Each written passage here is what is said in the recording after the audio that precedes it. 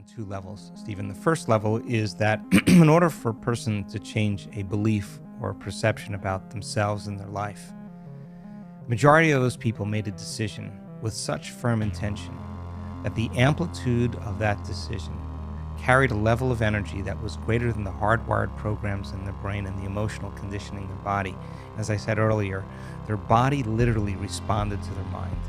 The choice that they were making became a moment in time they would never forget. They'll tell you where they were, what time of day it was, who they were with when they made up their mind to change. It became a long-term memory. And the stronger the emotion we feel, the more altered we are inside of us, the more we remember that choice. That's why we need pain sometimes. That's when you painted yourself into a corner and you said, this is it. I don't care how I feel, body. I don't care how long it takes, time. I don't care what people think. I don't care what's going on in my life, environment.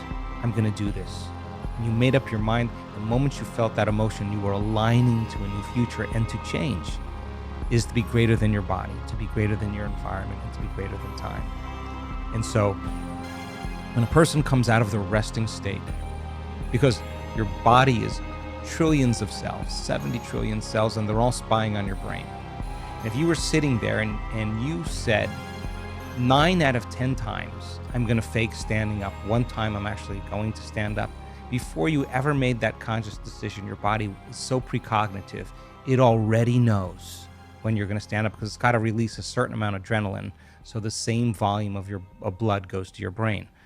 So if you're sitting on the couch with a remote control and you got your cell phone here and your iPad here and your computer here and your dog here and your beer here and the big TV there, and you're eating your popcorn and you say, I think I'm going to change tomorrow. What do you think your precognitive body's going to say? Relax, he's lying again. He's not willing to signal the body it's time to ride. There's no signal to the body. And so making that choice to change your state of being with a clear intention and elevated emotion actually changes your state to believe in that future more than you believe in your past. Keep it up. Keep doing it. That's a big explosion in the field. That's important. It's a change in energy. And nobody changes until they change their energy. And when they change their energy, they change their life. So then you make up your mind to do that, and all of a sudden, you have that synchronicity. You have that serendipity. You have that coincidence. And all of a sudden, you're saying, hey, that worked. Something I did inside of me produced an effect outside of me. I'm going to pay attention to what I did. I'm going to do it again. Let's try it again. Let's the experiment continue. You do it again, and then you say, well, when did I stop disbelieving? Oh, my God, I stopped disbelieving when I ran into that person. We had that conversation, and oh, my God, I returned back to my old belief again. Okay, next time that happens, this is what I'll do. You rehearse it in. So your evolution in your belief in self that changes as well. So then, so many people, second point, will actually say this. I read the philosophy, I understand the knowledge, I understand what it means to change, I understand the power of meditation. I saw the testimonials, I saw people heal. I believe it's the truth. I just didn't believe it could work for me. This is a big moment. This is a moment where you step out of the bleachers and you got to get on the playing field. That's the person who says, if this works, and I believe it works, I got to prove it to myself. I got to actually prove it to myself that I believe that it could work for me. And some of them show up every day for a year and never miss their work, never miss their meditation. A whole year in changing from the old self to the new self. They were doing their meditations to change, not to heal. They were doing their meditations to change, and when they changed, they healed. They did their meditations sometimes 3 times a day because they stopped believing. They start disbelieving, and they were like, I defaulted. Why? Because I'm feeling the emotion of my past. Some stray thought, some response to someone or something caused me to feel it, and I forgot. I'm back to the emotion that's familiar, and I can't believe in that future. I'm believing in my past. Let me sit down and change my state of being again and get up believing in my future again. And sometimes they had to do it 3 times in one day. And when they understood that's the environment that signals the gene, that's epigenetics, and the end product of an experience in the environment is an emotion, and it is, you could actually signal genes ahead of the environment by changing your emotional state. They were doing it with that intention.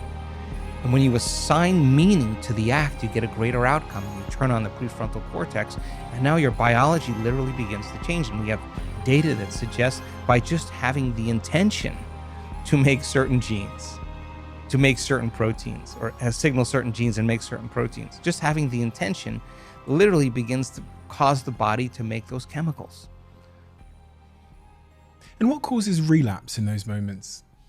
Because I've had multiple moments of where I thought behavior change had been established, and I managed to conduct a new habit cycle and new behavior, favorable intended behavior for a period, and then something happens in my life, almost subconsciously, seamlessly, and I'm back to the old circuitry. You went unconscious, and normally it's unconscious to some thought or some response in your environment. You see someone, or you do something, or you have some interaction in your outer world, and the moment you have that interaction, it causes you to feel a certain way, and you return back to the past. Basically, the emotion is the past, and that the body's actually living in the past. It's so objective, it doesn't know the difference.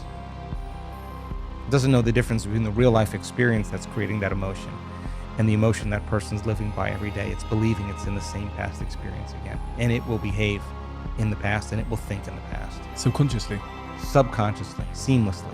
So I could, for example, if going to, I don't know, let's say France, I had a traumatic experience in France when I was 10 years old, let's just say.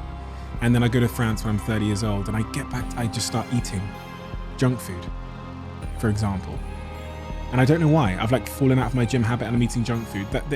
Theoretically, that could be my subconscious that's falling back into it's experiencing that survival without me knowing it. Yes. So if to change is to be greater than your environment, to be greater than your body, and to be greater than time, then your neocortex, your thinking brain, is a reflection of everything you know in your life. It's an artifact of the past. It's a record, a repository of everything you've learned and experienced to this date. And you have a neurological network for everything known in your environment. Your parents, your friends, your car, your computer, every object, every person, everything. You have a neurological network for your identity as your body, from your past, for your ambitions and your future. Your brain is a reflection of everything that's known. And because you've experienced all these elements in your environment, there's an emotion associated with it. So you have an emotion associated with certain people, it's different emotions associated with other people, different emotions associated with other objects and things and other places in time. So then there's so much research to show that when you put a person in the same environment and they see the same people and they go to the same places and they do the same things at their exact same time, it's no longer their personalities creating their personal reality. Their personal reality is creating their personality. Their environment is controlling unconsciously or subconsciously the way they're thinking and the way they're feeling. So when they see their coworker, when they see their friend, when they see their parents, they're seeing their parents, their friends, their coworkers, and the neurological network as a memory of the past. And because every one of those people has an emotion associated with it, they start feeling the emotion that's connected to them, and now their state of being then is returning back to the past. So then to change then is to be greater than your environment, to think, act, and feel differently in the same conditions in your life. That's called change. And how would I do that? Wake from, I walk in, I see my parents, mum, dad, dog, house where I grew up in. Is there something that I do in that moment before?